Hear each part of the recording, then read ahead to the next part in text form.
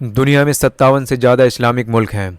लेकिन क्या आप जानते हैं कि इनमें से कुछ ऐसे भी देश हैं जहां लोग भूख से मर रहे हैं, शिक्षा का नाम तक नहीं है और ज़िंदगी सिर्फ जंग और दर्द का दूसरा नाम बन चुकी है। आज हम जानेंगे सोमालिया, यमन और अफ़गानिस्तान में से सबसे गरीब इस्लामिक देश कौन सा है और इनकी असली हकीकत क्या है।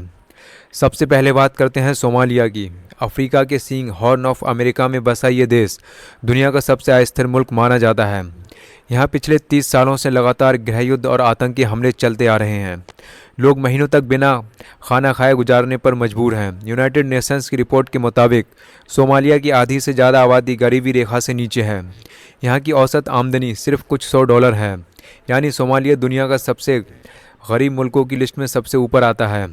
अब बात करते हैं यमन की। यमन अरब दुनिया का सबसे गरीब देश है।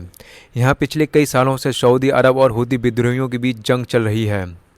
इस जंग में लाखों बच्चों को अनाथ बना दिया और करोड़ों लोगों को भूखा छोड़ दिया। यूनिसेफ की रिपोर्ट कहती है कि हर 10 में से 8 लोग यमन में इंसानी मदद पर जिंदा हैं, यानी अगर दुनिया मदद न करे तो यमन का पूरा मुल्क भूखा मर जाए। अब आते हैं अफ़गानिस्तान पर। 40 साल से लगातार जंग ने इस मुल्क को तबाह कर दिया।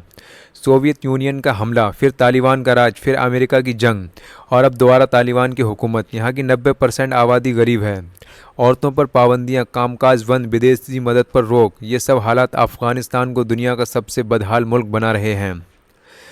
तो सवाल यह है कि इन तीनों में सबसे गरीब देश कौन है। अगर बात भूख और गरीबी की करें तो सोमालिया सबसे आगे है।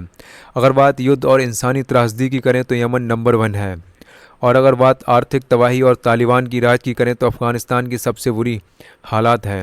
यानी तीनों ही मुल्क अलग अलग वजहों से दुनिया के सबसे गरीब इस्लामिक देशों में आते हैं। दोस्तों, गरीबी और जंग किसी भी मुल्क को बर्बाद कर सकती है। हम उम्मीद करते हैं कि एक दिन ये मुल्क भी अमन और तरक्की की राह पकड़ेंगे।